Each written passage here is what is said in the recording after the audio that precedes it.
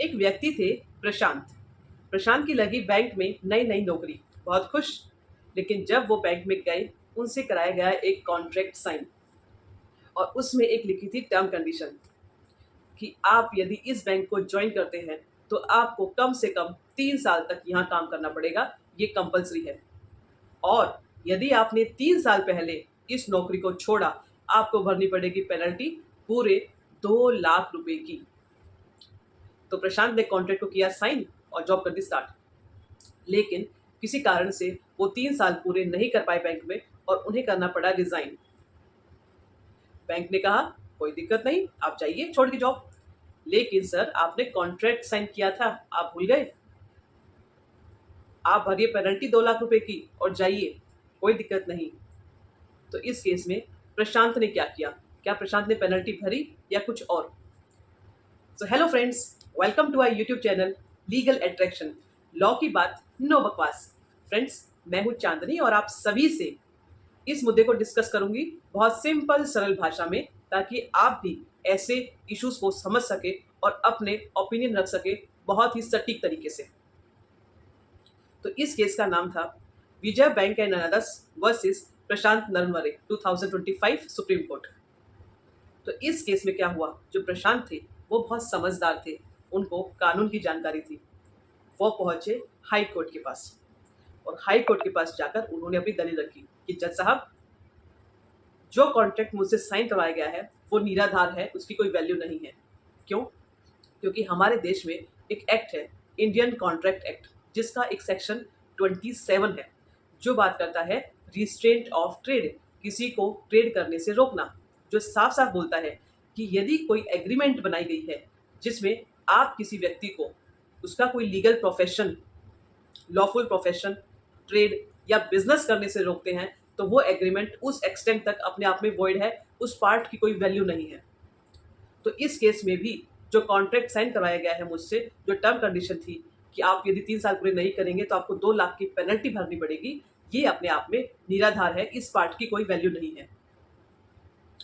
तो इस केस में हाई कोर्ट ने प्रशांत का फेवर किया और कहा प्रशांत की बात बिल्कुल ठीक है।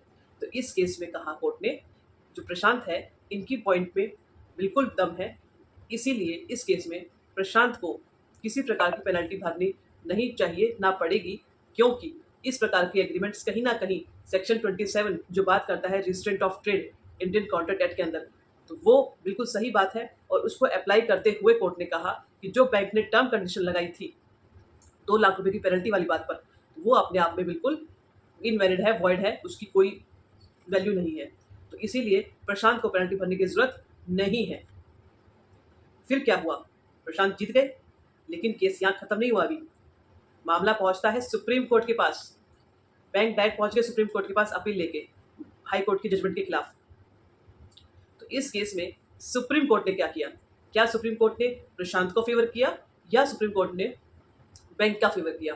देखते हैं कि इसमें एम्प्लॉयर एम्प्लॉय कौन जीतता है, देखते हैं। तो इस केस में प्रशांत ने दोबारा से अपनी वही बात रखी कि सर, हमारे देश में सेक्शन 27 है इंडियन कॉन्ट्रैक्ट एक्ट, जो साफ साफ बोलता है कि यदि कोई एग्रीमेंट बनाई जाती है जिसमें कोई ऐसी टर्म कंडीशन है जिसमें आप किसी व्यक्ति को उसका लॉफुल बिजनेस, ट्रेड, प्रोफेशन करने से रोकते हैं, तो उस एक्सटेंट तक वो पार्ट वॉइड होगा, वो इलीगल है, उसकी कोई भी वैल्यू नहीं है। तो सुप्रीम कोर्ट ने इस बात को सुना, लेकिन सुप्रीम कोर्ट ने पहले अपने कुछ इंपॉर्टेंट पॉइंट्स बताए। पहला, अनइक्वल बार्गेनिंग पावर। मतलब कोर्ट ने कहा कि देखिए, जब इस प्रकार के कॉन्ट्रैक्ट्स होते हैं जहां पर एक एम्प्लॉयर है, एक एम्प्लॉय है, तो नेचुरली जो हमारा एम्प्लॉयर है उसका अपर हैंड रहता है हमेशा, और जो एम्प्लॉय है उसके पास कोई पावर नहीं है कि वो कॉन्ट्रैक्ट में कुछ चेंजेस करा सके। क्योंकि एम्प्लॉयर आपको सिंपल बोलते हैं, या तो इस कॉन्ट्रैक्ट को आप साइन करिए या आप जाइए। तो इसमें एम्प्लॉय के पास कुछ पावर ही नहीं होती। इसीलिए इस प्रकार के कॉन्ट्रैक्ट्स होते हैं अनइक्वल बार्गेनिंग पावर वाले, जहां पर एम्प्लॉय के पास कोई बार्गेनिंग पावर होती ही नहीं है कि वो उसमें कुछ बार्गेन कर सके कॉन्ट्रैक्ट के अंदर। दूसरा, कोर्ट ने कहा इस प्रकार के जो कॉन्ट्रैक्ट्स है, कब हम कहेंगे कि ये कॉन्ट्रैक्ट्स अपने आप में बिल्कुल अनफेयर है, अनरीजनेबल है, कि इसकी कोई वैल्यू नहीं है? जब मानेंगे यदि कोई टर्म कंडीशन ऐसी लिखी गई है जो अपने आप में पब्लिक पॉलिसी के खिलाफ है, वो अनकॉन्शनेबल है, वो ऑप्रेसिव है, यदि ऐसी कुछ सिचुएशन आ जाती हैं तब हम कहेंगे कॉन्ट्रैक्ट में वो कॉन्ट्रैक्ट की टर्म्स कंडीशंस अपने आप में अनरीजनेबल है, अनफेयर है। एग्जाम्पल, जैसे मान लीजिए कोई एम्प्लॉय है जिसको सैलरी मिल रही है केवल 20,000 रुपये की एक गार्ड की, लेकिन यदि उसे कोई टर्म्स कंडीशंस ये लिखवा ले एम्प्लॉयर कि आपको यहाँ पर काम कम से कम 3 साल करना है और 3 साल पहले यदि आपने जॉब छोड़ी तो आपको भरनी पड़ेगी पेनल्टी पूरे 20 लाख रुपए की। तो इस प्रकार के टर्म कंडीशन अपने आप में अनकॉन्शनेबल है, पब्लिक पॉलिसी के खिलाफ होती है। तीसरा, कोर्ट ने ये कहा कि बर्डन ऑफ प्रूफ, कौन साबित करेगा कि जो टर्म्स कंडीशंस कॉन्ट्रैक्ट की थी वो बिल्कुल फेयर है, वो रीजनेबल है, बिल्कुल सही है। तो कहा क्योंकि ऐसे कॉन्ट्रैक्ट्स में हमेशा एम्प्लॉयर के पास पावर होती है टर्म्स कंडीशन डिसाइड करने की, इसीलिए एम्प्लॉयर खुद कोर्ट को साबित करे कि इस कॉन्ट्रैक्ट के टर्म्स कंडीशंस कैसे अपने आप में फेयर, रीजनेबल है। तो ये पॉइंट्स कोर्ट ने इंपॉर्टेंट कहे। और इस केस में जो प्रशांत ने अपना एक बात रखी थी सेक्शन 27 कॉन्ट्रैक्ट एक्ट की, कि यदि आप किसी प्रकार के एग्रीमेंट कराते हैं जो अपने आप में किसी व्यक्ति को लॉफुल ट्रेड, बिजनेस, प्रोफेशन करने से रोकती है, तो उस पार्ट तक का वो एग्रीमेंट अपने आप में वॉइड है, उसकी कोई वैल्यू नहीं है। कोर्ट ने कहा बिल्कुल ठीक, सेक्शन 27 कॉन्ट्रैक्ट एक्ट बिल्कुल सही बोलता है। लेकिन कोर्ट ने कहा ये केस अपने आप में एक स्पेशल केस है। हम हर केस के फैक्ट्स, सर्कमस्टांसेस देखेंगे, फिर डिसाइड करेंगे कि इसका जजमेंट क्या होना चाहिए। जैसे इस केस में कोर्ट ने कुछ पॉइंट्स बताए। कोर्ट ने कहा पहली बात, इस केस में जो एम्प्लॉय है प्रशांत, वो एक सीनियर मैनेजर है जो अच्छी खासी सैलरी ड्रॉ कर रही हैं। और दूसरा, जो ये बैंक है ना, ये बैंक PSU है, public sector undertaking, public sector undertaking PSU। मतलब इस बैंक्स में आपकी ज्वाइनिंग कैसे होती है पता है आपको? आपका डायरेक्ट कोई एंट्री नहीं होती है, आपके लिए पूरा ओपन एडवर्टाइजमेंट किया जाता है, एग्जाम कंडक्ट होता है, इंटरव्यू होता है, फिर आपका सिलेक्शन होता है। तो बैंक को इसमें कितना खर्चा करना पड़ता है, कितनी कॉस्ट लगती है, ये बात उठ जाती है इस केस में। और कोर्ट ने कहा इन PSUs का जो बैंक्स है, इनका ऑब्जेक्टिव ये होता है कि एक बार आप कोई नौकरी कर ले तो उनके पास जो उनका स्टाफ है, स्किल्ड स्टाफ है, जो वो लंबे टाइम तक उनके पास रहे तरीके से। तो इसीलिए कोर्ट ने कहा कि यदि प्रशांत आप यदि जॉब को छोड़ के जाएंगे तो कंपनी को नुकसान होगा। और नुकसान कैसा कि उसको दोबारा से री रिक्रूटमेंट करना पड़ेगा, पूरा दोबारा से एडवर्टाइजमेंट करो, एग्जाम्स लो, फिर इंटरव्यू लो, फिर सिलेक्शन दो। तो इसीलिए इस केस में जो बैंक ने एक टर्म कंडीशन के लिए जो क्लॉज लगा रखा है ये वाला, कि 3 साल आपको काम करना है, नहीं किया तो पेनल्टी पे करेंगे 2 लाख रुपए की, वो टर्म कंडीशन बिल्कुल अपने आप में जायज़ है, वो रीजनेबल है।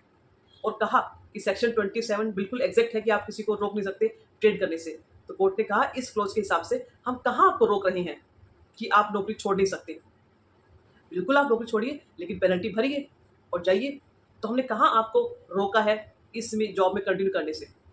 तो इसीलिए इस क्लॉज के टर्म्स कंडीशंस बिल्कुल करेक्ट है। तो कोर्ट ने कहा हम हर फैक्ट्स को अलग अलग तरीके से जांचते हैं, फिर डिसाइड करते हैं कि कॉन्ट्रैक्ट की टर्म्स क्या रीजनेबल है, अनरीजनेबल है।